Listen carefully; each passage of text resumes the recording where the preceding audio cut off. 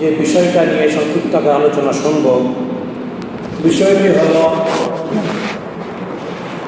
আমাদের ইসলামী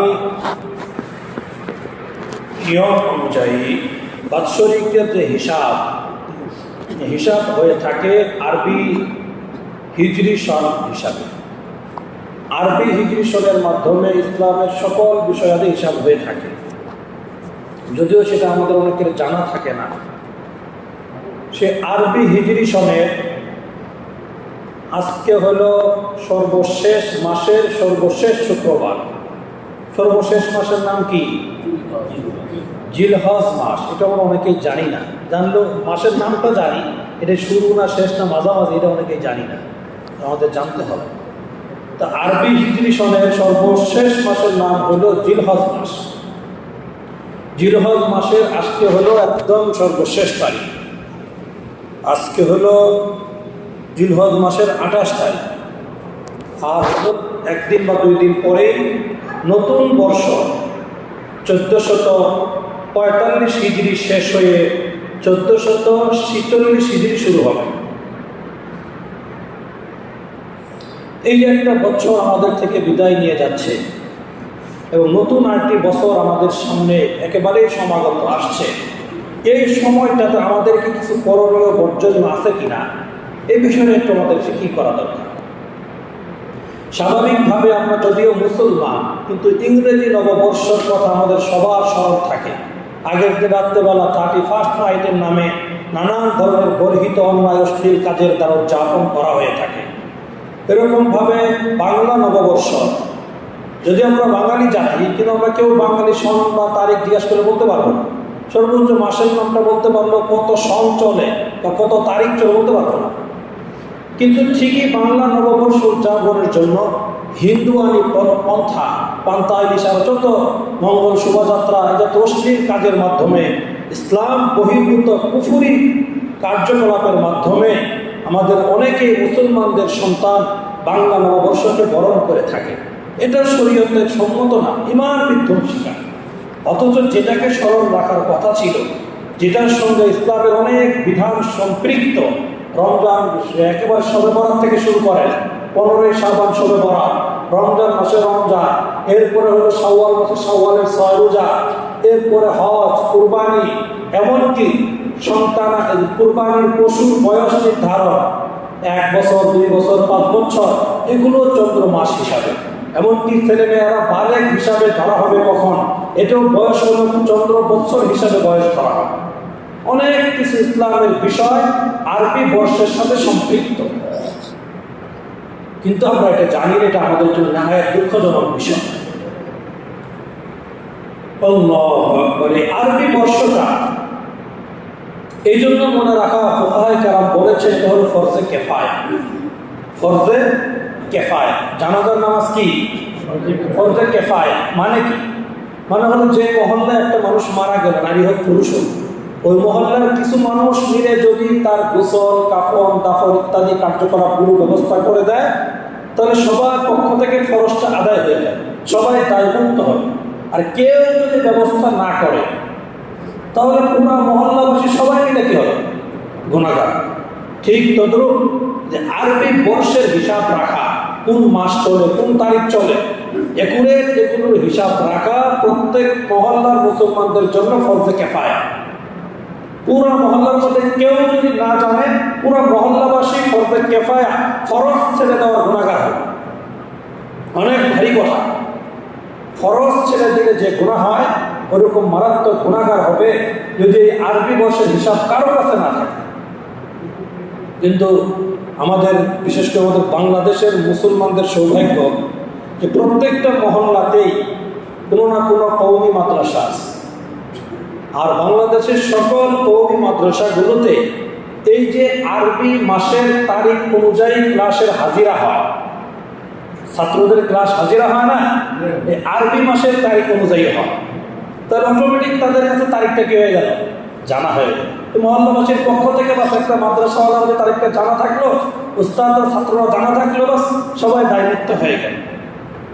এই একটা অনেক উপকার সমাজের জন্য কওমি মাদ্রাসা করে, এটা একটা বড় ধরনের উপকার। সারা বছর করে যাচ্ছে তারা। এই জন্য আমাদের নিজেরা আরবি মাসের নামগুলো শেখা উচিত।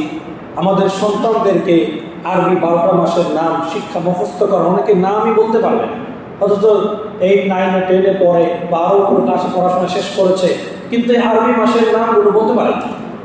এটা আমাদের জন্য দুঃখজনক। বাংলা ইংরেজি না পারলেও কমপক্ষে আরবি মাসের নামগুলো জানা থাকা দরকার ছিল, এটা জানে না।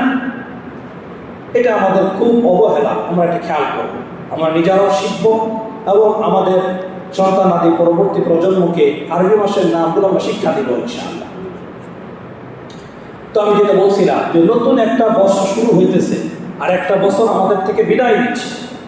এই যে সময়টা, এই সময়ের মধ্যে করণীয় কি?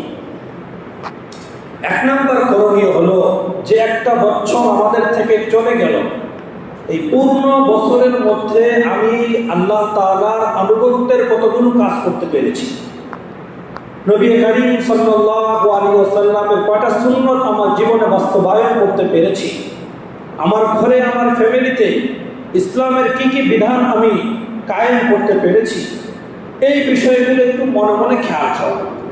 হ্যাঁ, যদি খোঁজখবর নিয়ে পাই, হ্যাঁ আলহামদুলিল্লাহ বিগত বছরে আমি এই আমলের মধ্যে আমার উন্নতি হয়েছে, আমার ফ্যামিলিতে এই আমলের দিক থেকে তারা অগ্রসর হয়েছে, তাহলে আল্লাহর কাছে শুকরিয়া আদায় কর, আল্লাহর দরবারে শুকরিয়া আদায় কর যে আল্লাহ তাআলা তৌফিক দিয়েছেন বিধায় বিগত 1 বছরে আল্লাহ তাআলার নাফরমানি থেকে বেঁচে থাকতে পেরেছি এবং আল্লাহর আনুগত্যের এই কাজগুলো করতে পেরেছি।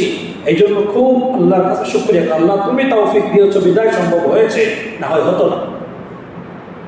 এটা হলো 1 নম্বর কাজ। 2 নম্বর কাজ হলো আমার দ্বারা যে অন্যায়গুলো সংঘটিত হয়েছে, আমার তো জানা আছে বিগত 1 বছর আমি কোন দিন কার কি হক নষ্ট করেছি, আমি কোন দিন কি কি অন্যায় অপরাধ করেছি। একেবারে একনিষ্ঠভাবে দিন তারিখ মনে না থাকলেও এতটুকু মনে থাকার কথা যে গত কুরবানির আগ পর্যন্ত আমি কি কি অন্যায় কাজগুলো করছিলাম। মানে এই কুরবানি থেকে নিয়ে আগের কুরবানির পর থেকে এই পর্যন্ত এই সময়ের আমি কতদিন নামাজ ব্যাঘাত ঘটিয়েছি, নামাজ পড়ি নাই, আমি কতদিন উল্টাপাল্টা চলেছি, আমি কতদিন আল্লাহর নাফরমানিতে লিপ্ত ছিলাম। এগুলো একটা হিসাব করা, হিসাব করে সে অনুযায়ী আল্লাহর কাছে খাটিয়ে দিলে তওবা ইস্তেগফার করা যে আল্লাহ আমার এই ভুল হয়েছে, তুমি আমাকে মাফ করো। এবং যেগুলো কাজা আছে, কাজা করা যায়, পরবর্তীতে আদায় করা যায়, সেগুলো আদায় করে যাও। এটা হলো 2 নম্বর জরুরি কাজ। নতুন বর্ষ শুরু হওয়ার সময়, একটা বছর যখন শেষ হয় আরেকটা বছর যখন শুরু হয়, তখন এই কাজগুলো হিসাব করে করা প্রত্যেকটা মুমিন মুসলমানের জন্য জরুরি। আল্লাহু আকবার। বারহাম এজন্য হাদিসের মধ্যে আসছে, নবী করিম সাল্লাল্লাহু আলাইহি ওয়াসাল্লাম বলেছেন, কুল্লুন নাস ইয়াগদু ফাবাইউন নাফসাহু ফামুকিউহা আও মুবিকুহা। প্রত্যেকটা মানুষ যখন সকাল করে তখন তার নিজের নফসকে বিক্রি করে দেয়। হয়তো আল্লাহর কাছে বিক্রি করে, আল্লাহর আনুগত্যের কাজগুলো করার মাধ্যমে সে জান্নাতের উপযোগী হয়ে যায়, না হয় নিজেকে শয়তানের কাছে বিক্রি করে দেয়, আল্লাহর নাফরমানির কাজগুলো করার দ্বারা সে জাহান্নামের উপযুক্ত হয়ে যায়। এটা সহিহ হাদিস। এটা হলো নবীজি যদিও দিনের কথা বলেছেন, এরকম ভাবে একটা সপ্তাহ যেন অতিবাহিত হয়, প্রতি সপ্তাহে মানুষ নিজেকে নতুন করে বিক্রি করে, হয়তো রহমানের কাছে, না হয় কার কাছে, শয়তানের কাছে। এরকম একটা মাস যখন শেষ হয় নিজেকে বিক্রি করে, হয়তো রহমানের কাছে, নয়তো শয়তানের কাছে। এরকম ভাবে দিন গেল, সপ্তাহ গেল, মাস গেল, 12টি মাস অতিক্রম হয়ে যখন বছর শেষ হয়ে গেল, তখন একই দশা। 2 দিন পরে নতুন বর্ষ শুরু হবে। ওখান থেকে কেউ নিজেকে আল্লাহর কাছে বিক্রি করবে, দৃঢ় সংকল্প করবে, বিগত বছর যা করেছি এই সামনে নতুন বর্ষে আল্লাহর কোনো নাফরমানি করব না, জান্নাতের পথে চলবো, আল্লাহর আনুগত্যের পথে চলবো, রাসূলের বানানো তরিকায় চলবো, এই সংকল্প করবে কেউ, তারা হলো নফসকে আল্লাহর কাছে বিক্রি করে দেবে। আর কোনো চিন্তা করবে বিগত বছর আমার ইনকাম যা হয়েছিল এর থেকে আরো বাড়াইতে হবে। বাড়ানোর জন্য কি করতে হবে? আমি হালাল ভাবে পরিমাণ পয়সা উপার্জন করতে পেরেছি, এটা তো আমার হচ্ছে না, আমার আরো ডাবল পয়সা ইনকাম করতে। তাহলে কি করতে হবে? হালাল পন্থা পাই আর না পাই, আমার পয়সা দরকার, সেটা হোক না নাফরমানির রাস্তা, হোক না হারাম রাস্তা, হোক না আল্লাহ রসুলের বিরুদ্ধাচরণ, তবুও তার ওটা করে পয়সা উপার্জন করা দরকার। তারা নিজের নফসকে কার কাছে বিক্রি করলো? শয়তানের কাছে বিক্রি করে দিল। একদম পরিষ্কার হাদিসের অনুবাদ এটা। আর অন্য হাদিসের মধ্যে নবীজি বলেছেন, যখনই তোমরা কোনো মাসের নতুন চাঁদ দেখবে তখন তোমরা আল্লাহর কাছে দোয়া করো, আল্লাহুম্মা আহিল্লাহু আলাইনা বিল আমনি ওয়াল ঈমান ওয়াস সালামাতি ওয়াল ইসলাম রাব্বি ওয়া রাব্বুকাল্লাহ। একদম সহিহ হাদিসে বর্ণিত দোয়া এটা। নবীজি বলেছেন, আল্লাহুম্মা হে আল্লাহ, আহিল্লাহু আলাইনা, যে চাঁদ আমাদের সামনে আগত উঠছে ওই চাঁদকে আমাদের জন্য বানিয়ে দেন নিরাপত্তা এবং শান্তির প্রতীক, ঈমান ইসলামের উপর যেন চলতে পারি এর প্রতীক হিসাবে চাঁদকে আমাদের জন্য কবুল করে নেন। এই দোয়া নবীজি শিখিয়েছেন। এজন্য মুহররমের মাসের চাঁদ যখন আমরা দেখবো, এই কাল দিন পরেই তো দেখবো, বা কালকে 29 তারিখ, কালকেও হতে পারে, পরের দিন হতে পারে, আমরা খেয়াল রাখবো চাঁদটা দেখে আমরা এই দোয়া করার চেষ্টা করবো। আরবিতে না পারে কমপক্ষে বাংলায় তো বলতে পারি, আল্লাহ যে নতুন বর্ষ শুরু হইল মুহররম নতুন মাসের দ্বারা, আপনি আমাদের এই বছরকে গুনাহমুক্ত হয়ে কাটাবার তৌফিক দান করেন, ঈমান ইসলামের উপরে যেন সারাটি বছর চলতে পারি তৌফিক দান করেন, এই মন মানসিকতা সৃষ্টি করে দেন। এই দোয়া করে আমরা বছর শুরু করবো ইনশাআল্লাহ। এটা হলো আমাদের এই বছর শেষ এবং আরেক বছর শুরু হওয়ার মাঝখানে জরুরি কিছু কথা। আমরা ইংরেজি নববর্ষ, বাংলা নববর্ষ নিয়ে খুব জানি, কিন্তু আরবি নববর্ষের বিষয়ে আমরা কিছুই জানি না। হাদিসে কোরআনে পাকের মধ্যে আল্লাহ পাক রব্বুল আলামিন বলেছেন, ইন্না ইদ্দাতাশ শুহুরি ইনদাল্লাহি 12 শাহরান ফি কিতাবিল্লাহ। এই যে মাসের গণনা, 12টি মাসের দ্বারা এক বছর পূর্ণ হয়। মাসের এই গণনা আজকে নতুন না, এটা কোনো মানুষের আবিষ্কৃত না। যেদিন থেকে আল্লাহ তাআলা দুনিয়া সৃষ্টি করেছেন ওই দিন থেকে আল্লাহর যে কিতাব লৌহে মাহফুজের মধ্যে 12টি মাস লিপিবদ্ধ রয়েছে। কোরআনের বর্ণনা, ফি কিতাবিল্লাহি ইয়াওমা খালাকাস সামাওয়াতি ওয়াল আরদ, যেদিন আসমান এবং জমিনকে আল্লাহ সৃষ্টি করেছেন ওই দিন থেকে আল্লাহ তাআলা লৌহে মাহফুজে 12টি মাসের নাম লিখে রেখেছেন। জানুয়ারি ফেব্রুয়ারি লিখে রাখছেন, হ্যাঁ, পয়লা বৈশাখ জ্যৈষ্ঠ লিখে রাখছে, কি মুহররম সফর আরবি মাসের নাম। এই 12টি মাস কেউ চাইলে পরিবর্তন করতে পারবে না। নবীজি দুনিয়াতে আসার আগ থেকে এই 12টি মাসের গণনা ছিল। হ্যাঁ, নবীজি আসার পর থেকে এই 12 মাসের হিজরি সন সূচনা করা হয়েছে, এটা আসতেছে সামনে। এই 12টি মাস তো শুরু হয়েছে অনেক আগ থেকে, কিন্তু এই 12টি মাসের গণনা হিজরি সন শুরু হলো কিভাবে? হযরতে উমর ইবনুল খাত্তাব রাদিয়াল্লাহু তাআলা আনহু যখন খলিফাতুল মুসলিমিন, এই উপাধি সর্বপ্রথম কে পাইছে বলেন? আবু বকর। না, আবু বকর তো হলো ওই খলিফাতু রাসূলিল্লাহ, এই উপাধি পাইছে সর্বপ্রথম। আর আমিরুল মুমিনিন, যে এই আমিরুল মুমিনিন উপাধি সারা পৃথিবীতে সর্বপ্রথম পেয়েছেন কে? হযরতে উমর রাদিয়াল্লাহু আনহু। এই আমিরুল মুমিনিনের উপাধি একমাত্র সর্বপ্রথম উনি পেয়েছেন। উনি যখন খলিফা রাষ্ট্র পরিচালনা করেন তখন বিভিন্ন দেশ থেকে ওনার কাছে চিঠি আসতো। চিঠির মধ্যে তারিখের নাম আর মাসের নাম লেখা থাকতো, কিন্তু কোন বছরের চিঠিটা আসতো সন লেখা থাকতো না। একটা মুশকিল কিনা, কারণ প্রতি বছরেই তো ওই 12 মাস ঘুরে ঘুরে আসবে, মাসের নাম তারিখের নাম লেখা থাকলে সন লেখা না থাকলে পেশ লাগবে না। তখন উনি সাহাবায়ে কেরামদেরকে সাথে নিয়ে পরামর্শ করলেন, এভাবে তো একটু সামনে মুশকিল হয়ে যেতে পারে, একটা নির্ধারিত এই সন যুক্ত করা দরকার। মাসও আছে, তারিখও আছে, শুধু কি দরকার? একটা সন যুক্ত করা দরকার। সনের সূচনা কোথায় থেকে হবে? আরবি সনের সূচনা। সাহাবায়ে কেরাম নানান পরামর্শ দিয়েছেন। কেউ কেউ বলেছেন যে যেমন ইংরেজি শান ঈসা আলাইহিস সালামের জন্ম থেকে শুরু হয়েছে, ঠিক আছে না? এরকম আরবি সন নবীজির জন্ম থেকে ধরা হোক, এরকম এক একজন এক এক পরামর্শ দিয়েছে। কিন্তু বেশিরভাগ সাহাবায়ে কেরামের পরামর্শ ছিল এবং সর্বসম্মতিক্রমে যেটা সিদ্ধান্ত হয়েছে সেটা হলো না, নবীজির জন্ম থেকে না, বরং নবীজি হিজরত করে যখন মক্কা থেকে মদিনায় এসেছেন এই হিজরতের সময় থেকে হিজরি সন শুরু হল। আরবি বর্ষের সনের সূচনা হলো কোথায় থেকে? নবীজির হিজরতের ওই বছর থেকে। নবীজি হিজরতের 17 বছর পরে উমর রাদিয়াল্লাহু তাআলা আনহু এই পরামর্শ করতেছেন কয় বছর পরে? 17 বছর পরে। এই 17 বছর পরে সিদ্ধান্ত হয়েছে নবীজি যেদিন হিজরত করে 17 বছর আগে, ওইটা হলো হিজরতের প্রথম বছর। আজকে হলো হিজরতের কত বছর? 17 বছর। ওই সময় থেকে এই হিজরি সনের সূচনা হয়েছে। মাসের নাম তো আগে থেকেই বরাদ্দ ছিল, কিন্তু এই মাসের নামের সাথে হিজরতের যে হিজরি সনের যে এক সাল, 2 সাল, 3 সাল, এটা সূচনা হয়েছে হিজরত। এবং এটা সিদ্ধান্ত করার পিছনে অনেক কারণ আছে।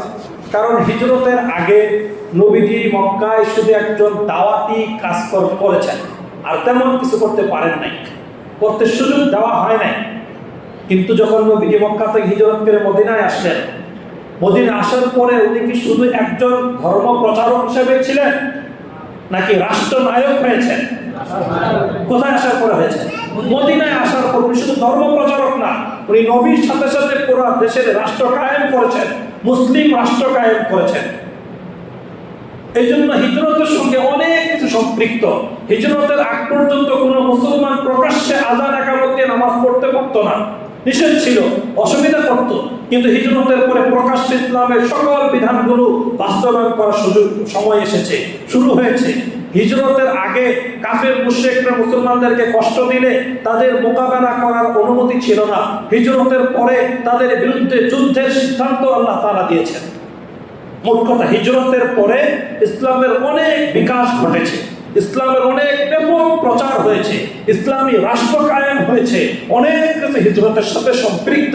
এই জন্য সাহাবায়ে কেরাম সর্বসম্মতিক্রমে আরবি বর্ষের সূচনা ধরেছেন কোন বছর থেকে? হিজরতের বছর থেকে। আজকে কত বছর চলে? 1400 বছর পার হয়ে গেছে নবীজি হিজরত করছিলেন। 1400, এই যে শেষ হয়ে যাচ্ছে হলো 45 হিজরি, কাল দিন পর থেকে শুরু হবে কত? 46। হিজরতের সময় কতদিন? 1445 বছর আগে নবীজি মক্কা থেকে কোথায় আসছিলেন? মদিনা আসছিলেন। এতে কোনো সন্দেহ নেই, এটাই চূড়ান্ত হিসাব। বাহরাল, এভাবে হিজরি সনের সূচনা হয়েছে। আর মাস 12টি আগে থেকেই ছিল, যেটা কোরআন আয়াত থেকে আমরা শুনলাম। এই আয়াতের মধ্যে আল্লাহ পাক রব্বুল আলামিন আরেকটা কথা বলেছেন, মিনহা আরবাতুল হুরুম, যে 12টি মাস তো আল্লাহ তাআলা বলেন যে আগে থেকেই লিখিত ছিল। এই 12টি মাসের মধ্য থেকে 4টি মাস হলো বিশেষ। মিনহা আরবাতুল হুরুম, বিশেষ সম্মানিত মাস হলো 4টি মাস। এই 4টি মাস কি কি, এটা আল্লাহ তাআলা কোরআনে বলেন নাই, বলছেননি কোরআনে। তো কোথায় থেকে পাইলাম? কোরআনের সর্বপ্রথম মুফাসসির কে? না না, উনি তো নবীজির পরে। সর্বপ্রথম কোরআনের মানে ভাষা তাফসীর কারক কে? নবী করিম সাল্লাল্লাহু আলাইহি ওয়াসাল্লাম, তাই কি না? কারণ কোরআনের মধ্যে যা আছে এটা নবীজি বলার আগে অন্যরা কেন বলতে পারবে? নবীজি হাদিসের মাধ্যমে কোরআনের ব্যাখ্যা বিশ্লেষণ করে গিয়েছেন। হ্যাঁ, নবীজির পরে এই উম্মতের সর্বশ্রেষ্ঠ মুফাসসির, রাইসুল মুফাসসির, আমিরুল মুফাসসির হলো হযরত আব্দুল্লাহ ইবনে আব্বাস রাদিয়াল্লাহু তাআলা, নবীজির চাচাতো ভাই। বাহরাল, তো তিনি এই যে 4 মাস কি কি, এটা বুখারী মুসলিম শরীফের হাদিসে, মুসলিম শরীফের মধ্যে হাদিস আছে। 4টি মাস কি কি? সালাসুল মুতাতালিয়াত, এর মধ্যে থেকে 3টি মাস হলো লাগাতার, আর একটা হলো বাইনা রজব, মানে বাইনা জমাদুল উখরা ও রজব ও শাবান। জমাদুল উখরা ওদের মাঝখানে হলো একটা। এই প্রথম 3টা কি কি? 1 নম্বর হলো বলেন জিলকাদ, মানে লাগাতার যে 3টা বলতেছে। 1 নম্বর কি? জিলকাদ, 2 নম্বর জিলহজ, 3 নম্বর মুহররম, আর 4 নম্বর হলো মাঝামাঝি, সেটা হলো কি? রজব। এখন প্রশ্ন জাগবে, এই 4টা মাসকে আল্লাহ তাআলা বিশেষভাবে সম্মানিত বা নিষিদ্ধ কেন বললেন? মনোযোগ দিয়ে শোনেন, দেখেন, মুহররম, মিনহা আরবাতুল হুরুম। হুরুম শব্দের অর্থ হলো সম্মানিত অথবা নিষিদ্ধ, 2টা অর্থ হতে পারে, 2টাই এখানে প্রযোজ্য। আল্লাহ তাআলা পৃথিবীর বুকে সর্বপ্রথম কোন ঘর তৈরি করেছেন? কাবা ঘর। ইন্না আউওয়ালা বাইতিন উযিআ লিন-নাস লাল্লাযী বিবাক্কাতা মুবারাকান ওয়া হুদাল লিল আলামিন, সূরা আলে ইমরান 4 নম্বর পারার প্রথম পৃষ্ঠায় আল্লাহ তাআলা বলেছেন যে পৃথিবীর বুকে যখন কোনো ঘর ছিল না, সর্বপ্রথম যে ঘর তৈরি করা হয়েছিল সেই ঘরটার নাম কি? কাবা ঘর। যেদিকে ফিরে আমরা কি করি? নামাজ পড়ি। যেটা তওয়াফ করার জন্য হাদিস সাথে দৌড়ে যায়, এটার নাম কি? কাবা। এই ঘর যখন থেকে তৈরি হয়েছে তখন থেকেই সেই ঘরের তওয়াফ করার জন্য মানুষরা চাইত, যে যে নবীর অনুসারী থাক না কেন, কিন্তু কাবা ঘর তওয়াফ করার জন্য মানুষজন কি করত? সেখানে যেত। বিশেষ করে হযরতে ইব্রাহিম আলাইহিস সালাতু ওয়াস সালাম এবং ইসমাইল আলাইহিস সালাতু ওয়াস সালাম মিলে পুনর্নির্মাণ যে করলেন কাবা ঘর, এটার পর থেকে তো নবীজি পর্যন্ত কত লম্বা সময়, শত শত বছরের ব্যবধান। এই লম্বা সময়ের মধ্যেও সারা পৃথিবী থেকে মানুষরা এই হজের মৌসুমে জিলহজ মাসে কাবা ঘর তওয়াফ করার জন্য যাইত। কথা বুঝতেছেন? আর কাবা ঘরটা হলো আল্লাহর কাছে সবচেয়ে বেশি সম্মানিত। কেন? এটাকে আল্লাহ তাআলা নিজের ঘর বাইতুল্লাহ বলেছেন। আল্লাহ যত সম্মানিত, আল্লাহর সঙ্গে সম্পৃক্ত যে জিনিসটা করা হয়েছে সেটার সম্মান তত পরিমাণ। কাবা ঘর আল্লাহর কাছে সবচেয়ে বেশি সম্মানিত একটা ঘর। সবচেয়ে বেশি সম্মানিত ঘর কোনটা আল্লাহর কাছে? এই কাবা ঘর। এই কাবা ঘর তওয়াফ করার জন্য হাজী সাহেবরা বিভিন্ন জায়গা থেকে সেখানে যেত। আল্লাহু আকবার। আর হজটা পালন হতো কোন মাসে? একই মাসে। এখন যে মাসে হয় সেই মাসে। কোন মাসে এটা? এই জন্য সর্বপ্রথম জিলহজ মাসে আল্লাহ তাআলা সিদ্ধান্ত নিয়েছেন যে এই মাসে কোনো ধরনের যুদ্ধ, ঝগড়াঝাটি, মারামারি, কাটাকাটি, যুদ্ধের প্রস্তুতি গ্রহণ করা যাবে না। কেন? এই মাসে আমার সম্মানিত ঘর তওয়াফ করার জন্য আমার বান্দারা এখানে আসবে।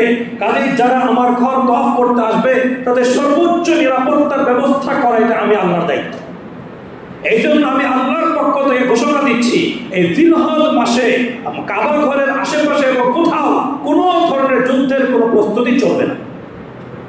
এটা নবীজি আসার আগেও এই মাসগুলোতে যুদ্ধ করা নিষেধ ছিল। পরস্পরে গুত্রে গুত্রে, দলে দেশে দেশে হানাহানি, মারামারি, কাটাকাটি নিষেধ তারা করতো না জিলহজ মাস। কেন? এই মাসে হাজী সাহেবরা কোথায় আসবে? কাবা ঘর তওয়াফ করার জন্য আসবে।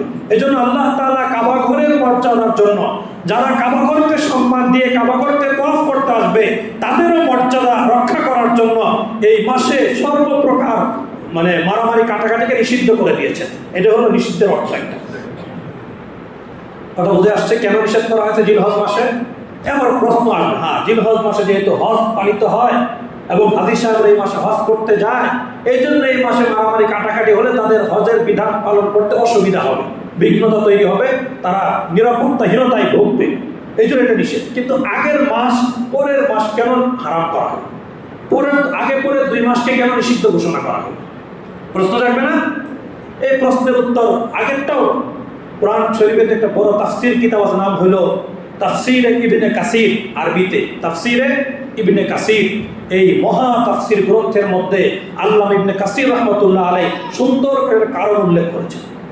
উনি বলেন, জিলহজ মাসে যদিও হজ হয়, কিন্তু জিলহজ মাসে যারা আশেপাশে তারা সেখানে কি করতে পারে? তাদের একটু দূর থেকে আসতে হয়। তাদের তো ওই জিলহজ 10 তারিখের আগ থেকে কি নিতে হয়? ওদের যাওয়ার জন্য প্রস্তুতি গ্রহণ করতে হয়।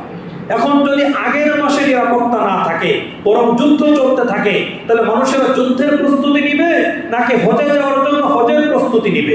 হজের প্রস্তুতি নেওয়ার ক্ষেত্রে তাদের বিঘ্নতা তৈরি হতে পারে। এই জন্য আগের মাসকেও নিষিদ্ধ ঘোষণা করা হলো যে হজের যে আগের মাস জিলহজ মাস, এই মাসেও কোনো প্রকারের মারামারি, কাটাকাটি চলবে না। বুঝা আসছে কথা? ঠিক তেমনি ভাবে এর পরের মাস, যে এই জিলহজের পরের মাস হলো আরবি বছরের প্রথম মাস, মুহররম মাস। এই মাসেও কোনো রকমের মারামারি, কাটাকাটি চলবে না, যাতে করে হাজী সাহেবরা হজের কাজ সম্পন্ন করে শান্তি নিরাপত্তার সাথে যার যার গন্তব্যে বাড়ি পর্যন্ত পৌঁছতে পারে। কোনো রাস্তাঘাটে যেন যুদ্ধে জড়াতে না হয়, অসুবিধা না হয়, এই জন্য পরের মাসেও সর্বপ্রকার যুদ্ধ বিদ্রোহ নিষেধ করা হবে। কথা বুঝে আসছে? এটা হলো আল্লামা ইবনে কাসির রাহমাতুল্লাহ আলাইহি তার তাফসীর কিতাবের মধ্যে বলেছেন যে কেন এই 3 মাস, হজের আগের 1 মাস, হজের পরের মাস, কেন যুদ্ধ বিগ্রহ নিষেধ? এই কারণে নিষেধ করা হয়েছে। এখন প্রশ্ন জাগবে, তাহলে বছরের মাঝখানে যে মাসটা রজব মাস, ওই মাসে কেন নিষেধ করা হবে? জাগবে না প্রশ্ন? এর উত্তর কি? উত্তর হলো যারা হজ করে আছে তাদেরকে জিজ্ঞাসা করে দেখেন, যারা একবার আল্লাহর ঘরে যাওয়ার মতো তৌফিক পেয়েছে, আল্লাহর ঘর জিয়ারত করেছে, নবীজির রওজার সামনে দাঁড়িয়ে সালাম পেশ করার মতো তৌফিক পেয়েছে, ওই সমস্ত ব্যক্তিদের অন্তরে বারবার কাবা ঘর দেখার জন্য, আল্লাহর নবীর রওজার সাথে দাঁড়িয়ে সালাম পেশ করার জন্য মনের মধ্যে আবেগ একেবারে উঠতে থাকে। বারবার যেতে বলেছে, আবার যদি যেতে পারতাম, আল্লাহ যদি আবার সুযোগ দিত যে আমি কাবা ঘরে তওয়াফ করার জন্য যাব। এটা শুধু এখন না, যুগ যুগ ধরে যারাই এমন একটা আল্লাহ তাআলা রহস্য রেখে দিয়েছেন কাবা ঘরের মাঝে, যারাই কাবা ঘরে একবার তওয়াফ করে ওখানে হজ উমরা করতে যায়, তাদের আবারও পরের বার যেতে মনে চায়, এটা আগ্রহ তৈরি হয়। এই জন্য এই কোন মুমিন মুসলমান যখন এই জিলহজ মাসে হজ উমরা করে আসলো, এরপরে তার মনের মধ্যে কাবার স্মৃতিগুলো ভাসতে থাকে, কাবার কথা স্মরণ হতে থাকে, বিশেষ করে পরবর্তীতে নবীজির রওজার কথা স্মরণ হতে থাকে, সেই মসজিদে নববীর সবুজ গম্বুজের কথা মনে হতে থাকে, এর মনের মধ্যে একটা আগ্রহ উদ্দীপনা আরো বাড়তে থাকে। এক পর্যায়ে যখন সে স্থির হয়ে যায়, তার বছরের মাঝখানে সে আবারও যেন একবার হলেও উমরা করে আসতে পারে, এই জন্য একটা নিরাপত্তা দরকার কিনা। এই জন্য মাঝখানে রজব মাসকে আল্লাহ তাআলা এরকম নিরাপদ করে দিয়েছেন যে এই মাসে কোনো প্রকার যুদ্ধ বিদ্রোহ চলবে না, যাতে করে আমার ওই সকল বান্দারা যারা একবার কাবা ঘর তওয়াফ করার পরে আবার আসার জন্য বেকুল হয়েছে, তারা যেন আবার এই মাসে বছরের মাঝামাঝিতে রজব মাসে কাবা ঘরে এসে তওয়াফ করতে পারে। এই জন্য এই 4টি মাসে বিশেষভাবে যুদ্ধ করা, মারামারি কাটাকাটি হানাহানি করা আল্লাহ তাআলা নিষেধ করে দিয়েছিলেন ইসলাম আসার বহু আগ থেকে। পরবর্তীতে ইসলাম আসার পরে এই বিধানটা চালু ছিল, এই 4 মাসে মারামারি কাটাকাটি হানাহানি করা নিষেধ ছিল। কিন্তু দেখা গেল পরবর্তীতে নবী করিম সাল্লাল্লাহু আলাইহি সাল্লামের মেহনতের বদৌলতে ইসলাম যখন ব্যাপক প্রচার প্রসার লাভ করলো, তখন ওই মক্কার মদিনার কাফের মুশরিক যারা ছিল, তারা এই নিষিদ্ধ মাস মানে না। ওরা চিন্তা করে এই মাসগুলোতে তো মুসলমানরা তরবারি হাতে নিবে না, কাজে এটা একটা সুযোগ তাদের উপর আক্রমণ করা। এই জন্য এই কাফের মুশরিকরা এই মাসে মুসলমানদের উপর আক্রমণ করে বসত, এই 4টি মাস।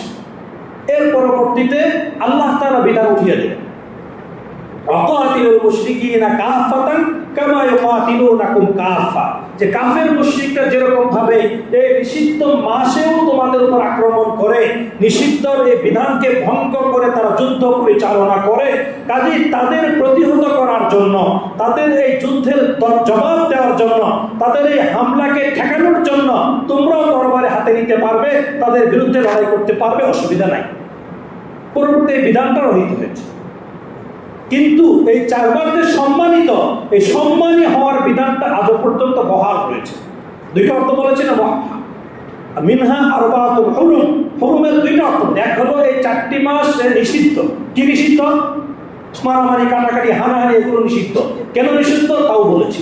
পরবর্তীতে বিধানটা রহিত হয়েছে কাফেরদের কারণে। কিন্তু আরেকটা যে অর্থ, হুরুমের আরেকটি অর্থ হলো সম্মানিত।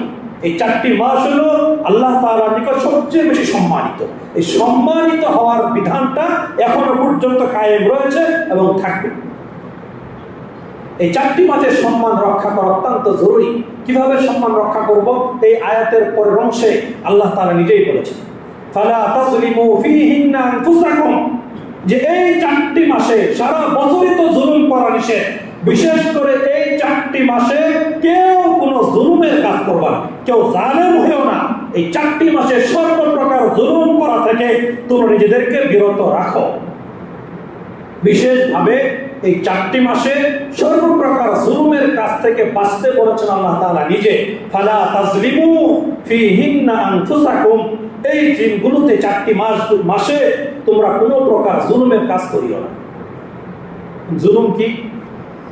জুলুম সাধারণত মানুষ 3 রকমের করে থাকে। কয় রকমের করে?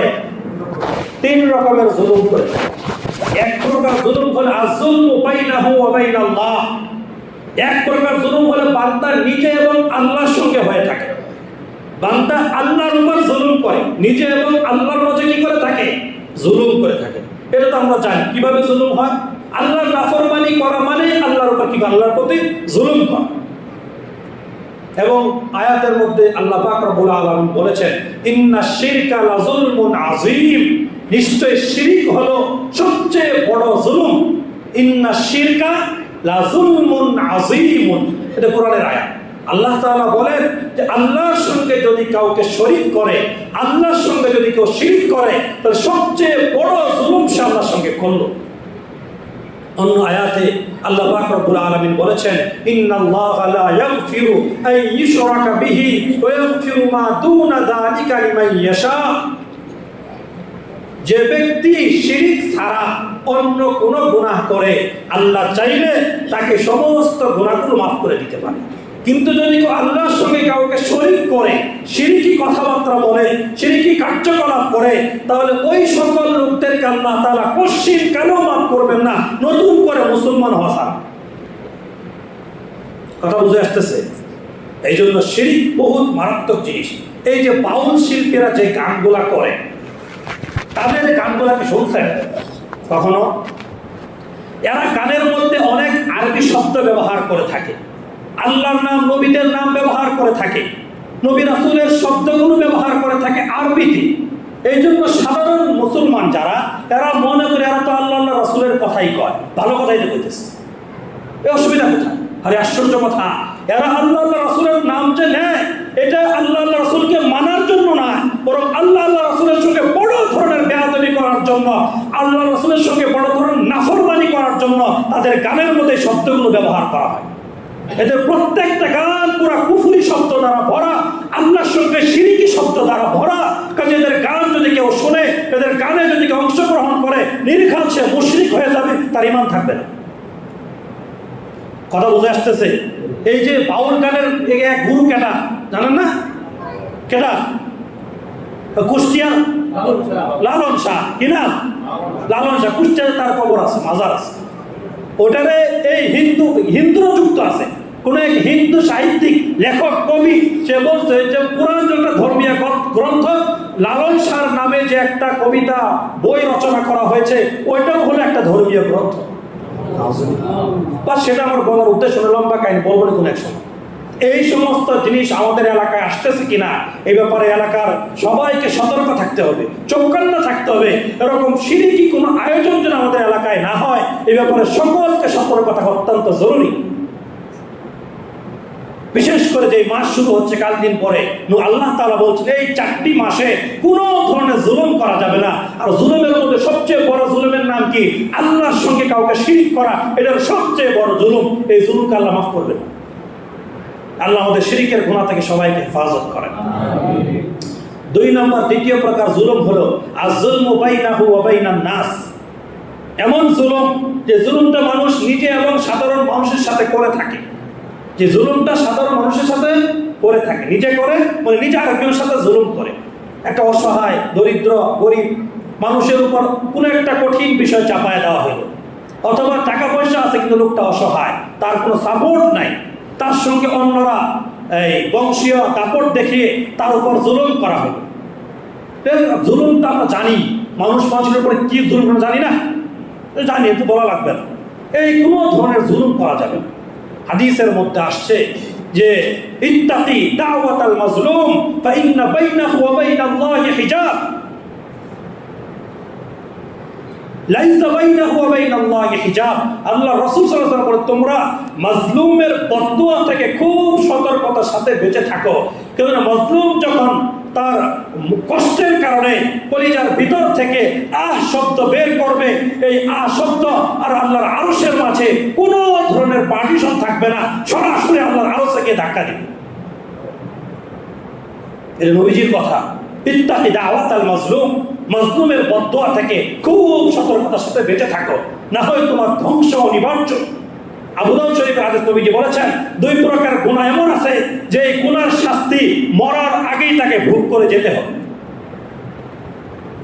যে গুনার শাস্তি এই দুনিয়াতেই তাকে ভোগ করে এরপরে মরতে হবে।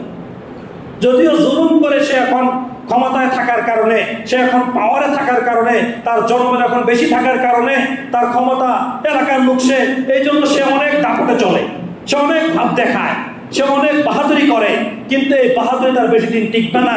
রাসূলের কথা কখনোই মিথ্যা হতে পারে না। নবীজি বলেছেন দুনিয়াতে জুলুম করবে এবং এই জুলুমের বদলা এই দুনিয়াতে ভোগ করে এরপর তার মৃত্যু হবে, এর আগে হবে না। যে জুলুম করবে এই জুলুমের শাস্তি তাকে দুনিয়াতে পেতে হবে, এরপরে তার শ্বাস বের হবে।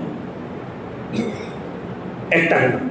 2 নম্বর গুনাহ হলো কাতিয়াতুর রহিম, আত্মীয়তার সম্পর্ক যে ছিন্ন করলো। ওই লোক যদি মরার আগে আত্মীয়তার সম্পর্ক জোড়ায় না নেয়, তাহলে সে এই জুলুমের এই একটা গুনাহের কারণে এই অন্যায়ের শাস্তি দুনিয়াতে ভোগ করে এরপর তার মৃত্যু হবে, আর পরকালের শাস্তি তো আছেই। তাহলে 2 প্রকার গুনাহের শাস্তি দুনিয়াতেই হবে। 1 নম্বর বলেন জুলুমের গুনাহ। 1 নম্বর কিসের গুনাহ? জুলুমের শাস্তি, অন্যায়। 2 নম্বর আত্মীয়তার সম্পর্ক ছিন্ন করার গুনাহ। এই 2 গুনার শাস্তি দুনিয়াতেই ভোগ করে এরপর তার মৃত্যু হবে। আজ নয় কাল, এই বছর না হয় পরের বছর, 5 বছর না হয় পরের 5 বছর, না হয় মৃত্যুর আগ মুহূর্তে। মনে রাখেন, নবীজির কথা মিথ্যা না। যদি জুলুম করে থাকেন কারো প্রতি, তার কাছে যদি মাপ চেয়ে না থাকেন, আর আত্মীয়তার সম্পর্ক যদি নষ্ট করে থাকেন, মনে রাখেন মরার আগে আপনার এই 2 গুনার শাস্তি ভোগ করে এরপরে মরতে হবে। আর পরকালটা তো জমা আছে, থাকবে। আল্লাহ আমাদের সবাইকে হেফাজত করেন। এটা হলো জুলুমের 2য় প্রকার, নিজের মাঝে এবং সাধারণ লোকদের মাঝে। 3 নম্বর জুলুম হলো আযুলমু বাইনাহু ওয়া বাইনান নাফস, নিজের সঙ্গে নিজের জুলুম করা। নিজের প্রতি কি করা? জুলুম করা। নিজের প্রতি জুলুম করে কিভাবে মানুষ বলেন তো? আমরা কোন জায়গা থেকে আসছি? আমাদের আসল বাড়ি কোথায়? সবাই বলেন। এই যে পিছনে মানে বুঝে নেই, আমাদের সবার আসল বাড়ি কোথায়? কিভাবে বুঝলেন? আমাদের বাবার বাড়ি কই ছিল? কথা কয়, আমাদের বাবার বাড়ি ছিল কোথায়? আমাদের সবার বাবার নাম কি? আদম আলাইহিস সালাম। মায়ের নাম কি? হাওয়া। আদম হাওয়ার সর্বপ্রথম ছিল কোথায়? জান্নাতে। তাহলে স্বাভাবিকভাবে আমরা দুনিয়াতে কি বলি? আমরা যদি বলি ভাই তোমার বাড়ি কোথায়, যেখানে নতুন জায়গা কিনে বাড়ি করছে, এটা বলে নাকি বাপ দাদার ভূমির কথা বলে? বলে না? তা আমাদের বাপ দাদার ভূমি হলো কোনটা? জান্নাত। কাজেই আমাদের আসল বাড়ি হলো জান্নাত। জান্নাত থেকে আমরা দুনিয়াতে এসেছি কিছু জান্নাতের পুঁজি কামাই করার জন্য। আবার আমরা কোথায় যাব? জান্নাতে যাব, এটাই আল্লাহর চাহিদা। কিন্তু আমরা জান্নাতে যাওয়ার পথে নিজেদের প্রতি জুলুম করে ফেলি, অন্যায় করে ফেলি, নাফরমানি করে ফেলি, যার ফলে আমরা জান্নাতে না গিয়ে জাহান্নামের উপযুক্ত হয়ে যায়। তাহলে নিজের প্রতি কষ্ট দেওয়া হলো কিনা? জাহান্নামে আরামের জায়গা না কষ্টের জায়গা?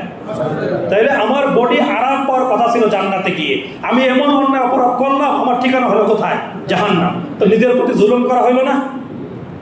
এই জন্য বলা হয়েছে নিজের প্রতি জুলুম করা। ফালা তাজলিমু ফিহিন্না আনফুসাকুম, এই 4টি মাসের মধ্যে তোমরা নিজেদের প্রতি কোনো প্রকার জুলুম করিও, মানে কোনো গুনাহের কাজে তোমরা জড়ায়ও না। যে কোনো গুনাহ, যত ধরো ছোট থেকে ছোট হোক, গুনাহের কাজে তোমরা জড়ায়ও না। যদি মনে হয় ছোট গুনাহ করে ফেলি, তওবা করে ফেলবো, না, এই সুযোগ নাই। তুমি যে কালকে তওবা করার সুযোগ পাবা, এর কি গ্যারান্টি আছে? সন্ধ্যায় তোমার মৃত্যু হয়ে যেতে পারে। এজন্য নিজের প্রতি যেন জুলুম না হয়, এটা এই 4টি মাসে বিশেষভাবে লক্ষণীয় জিনিস। নিজের প্রতি কোনো জুলুম যেন না হয়। আল্লাহ আমাদেরকে জান্নাতে দেওয়ার জন্য বানিয়েছেন, আমরা যেন জান্নাতি কাজগুলি করে যেতে পারি। বদ আমলের মাধ্যমে, খারাপ কর্মের মাধ্যমে আমরা যেন জাহান্নামের উপযোগী না হই, এ ব্যাপারে সর্বোচ্চ সতর্ক থাকা হলো জরুরি। বুঝাচ্ছে কথা? এই জন্য সারা বছর তো গুনাহ থেকে বাঁচবো, বিশেষ করে 4টি মাসে, জিলকদ চলে গেছে, জিলহজ চলে গেছে, সামনে আসলে শুধু কোনটা? মুহররম মাস, এরপরে কিছুদিন পর আসলে রজব মাস। এই মাসগুলোতে কোনো প্রকার গুনাহের কাজে আমরা জড়াবো না। আল্লাহ আমাদের তৌফিক দান করুন। এরপরের কথা হলো যে কাল দিন পরে যে মাস শুরু হবে, নতুন বর্ষ 1446 হিজরির প্রথম মাস মুহররম মাস। এই মাসে কিছু করণীয় বর্জনীয় আছে। বুঝাচ্ছে কথা? এই মাসে করণীয় কি? নবী করিম সাল্লাল্লাহু আলাইহি সাল্লাম বলেছেন, আফজালুস সিয়াম বাদা রমাদান শাহরুল্লাহিল মুহররম। সহিহ হাদিস। কি বললেন নবীজি? যে রমজান মাসের পরে রোজা রাখার জন্য সবচেয়ে উত্তম মাসের নাম হলো মুহররম মাস। এখন বলবেন জিলহজ মাসের কথা বলছিলাম। জিলহজ কি পুরো মাসের কথা বলছিলাম? জিলহজের প্রথম 9 দিনের কথা বলছিলাম। তাই কথা বুঝে আসছেনি? জিলহজের কয় দিনের কথা বলছিলাম? দিনের কথা। রমজানের পরে সর্বোত্তম দিন হলো কোনগুলা? ওই জিলহজের 9 দিন, বিশেষ করে আরাফার দিন। আর এখন বলা হয়েছে মাসের কথা। রমজান মাসের পরে নফল রোজা রাখার জন্য সবচেয়ে উত্তম মাসের নাম কি? এই মুহররম মাস। কে বলছেন? নবীজি বলছেন, আফজালুস সিয়াম বাদা রমাদান শাহরুল্লাহিল মুহররম। এখানে 2টা কথা। রমজানের পরে রোজা রাখার জন্য সর্বোত্তম মাসের নাম হলো মুহররম মাস। এই হাদিস দ্বারা প্রমাণিত। এবং হাদিসের মধ্যে বলছেন শাহরুল্লাহ, এই মুহররম মাসকে আল্লাহ নিজের মাস বলে ঘোষণা দিয়েছেন। মুহররম মাসকে আল্লাহ কার মাস বলেছেন? সবই তো আল্লাহর মাস, কিন্তু বিশেষভাবে মুহররমকে আল্লাহ নিজের সাথে সম্পৃক্ত করেছেন। এটা হলো আমার মাস। এই মাসটা হলো নফল রোজা রাখার জন্য সবচেয়ে উত্তম মাস। যত বেশি পারো এই মাসে নফল রোজা রাখবে। এটা হলো মুহররম মাসের 1 নম্বর কাজ। 2 নম্বর কাজ হলো এই মাসে বেশি পরিমাণে তওবা ইস্তেগফার করা। হাদিসের মধ্যে আসছে এই মাসে একটা বিশেষ জাতির তওবাকে আল্লাহ তাআলা কবুল করেছিলেন। কাজেই আমরা যদি আল্লাহর কাছে এই কথা বলি, আল্লাহ এই মাসেই তো আপনি কোন এক পাপিষ্ঠ জাতির তওবা কবুল করে তার গুনাহ মাফ করে দিয়েছিলেন, কাজেই আমরাও তো পাপিষ্ঠ হয়ে গিয়েছি, আপনি আমাদের জিন্দেগির গুনাহগুলো মাফ করে দেন, করবেন না? এই জন্য এই মাসে 2 নম্বর আমল হলো বেশি পরিমাণে তওবা ইস্তেগফার করতে থাকা। এরপরে যে সামনে আশুরার দিনে আমরা আগামী জুমায় কিছু কথা শুনবো ইনশাআল্লাহ। এরপর নিষিদ্ধ কাজ হলো যেটা এই মাসে নিষিদ্ধ কাজ হলো, কেউ কেউ বলে থাকে যে জিলহজের শেষ দিন আর মুহররমের প্রথম দিন, এই দিন রোজা রাখলে অনেক ফায়দা হয়। এটা সম্পূর্ণ জাল কথা, এটা বানোয়াট কথা, এটা কোনো সহিহ কোরআন হাদিসের কথা না, এরকম কোনো কথা নাই। পুরো মাস হলো রোজা রাখার জন্য সবচেয়ে সওয়াবের মাস মুহররম মাস, পুরোটাই ফজিলতপূর্ণ। আগের দিন আর পরের দিন এরকম কোনো বিষয় না, বুঝাচ্ছে কথা। এবং মুহররম মাসে বিশেষ কোনো আমল নাই। এই যে আমল বললাম রোজা আর তওবা ইস্তেগফার ছাড়া অতিরিক্ত বিশেষ কোনো আমল, পরিবারের থেকে চাউল তুলে খিচুড়ি পাকায় বিতরণ করা, কোনো কোনো জায়গায় লাল কাপড় বেঁধে রাখা, তারপরে হাই হুসাইন হে হুসাইনের নামে যে কত তাজিয়া মিছিল বের করা হয়, এই জাতীয় কোনো কাজ মুহররম মাসে করা যাবে না। এগুলা সম্পূর্ণ নিষিদ্ধ। যদি খিচুড়ি খাইতে মনে চায় একা একা নিজের ঘরে রান্না করে খান, এই খিচুড়ির জন্য চাল তুলে আয়োজন করে এই মুহররম মাসকে কেন্দ্র করে যদি করেন সম্পূর্ণ বেদাত হবে, সব মনে করে করবেন, এই কাজ আপনাকে জাহান্নামে নিয়ে যাবে। কথা ক্লিয়ার বুঝে আসছে? আলহামদুলিল্লাহ আমরা মহল্লায় করি না, তারপর আবার মনে করা দেওয়ার জন্য বললাম। যদি কারো মনে এটা মনে মনে এসে থাকে অন্যদিন যাবত করি আবার একটু করি, সম্পূর্ণ ভুলে যান এই কথা। এটা ইসলামের কোনো কাজ না। ইসলামের সঙ্গে আপনার ঘাটতেরামি করা হবে। সাহাবায়ে কেরাম যেটা করেন নাই, নবী যেটা করেন নাই, আপনি যদি ইচ্ছে করে যদি বানান, এর মানে হলো নবী আর সাহাবায়ে কেরাম ভুল করে গেছে, এটা করা দরকার ছিল, তারা করতে পারে নাই, আমরা এটা করে ইসলামকে কমপ্লিট করে দিলাম। তাহলে আপনি কত বড় নাফরমান চিন্তা করেন। কথা বুঝে আসে নাই? যদি আমি ইসলামের মধ্যে নতুন করে কিছু আবিষ্কার করার মানে কি, এটা সাহাবায়ে কেরামের এটা মনে ছিল না, নবী যেটা করতে ভুলে গেছেন, এটা আমার পূরণ করে দেওয়া দরকার। এটা হয় কি না উদ্দেশ্য? এই জন্য সাবধান। কোনো কোরআন হাদিসে নাই যে মুহররম মাসে খিচুড়ি রান্না করে বিতরণ করতে হবে, কোথাও নাই। যেরকম ভণ্ডামি কাজ আমরা করবো না। আল্লাহ আমাদের সবাইকে এই সকল উল্টাপাল্টা কাজ থেকে বেঁচে থাকার মতো তৌফিক দান করেন, আর করণীয় কাজগুলো করার মতো তৌফিক দান করেন। যারা সুন্নত করি নাই, কওলে 4 রাকাত সুন্নত করে নেই। আখির দাওয়ানা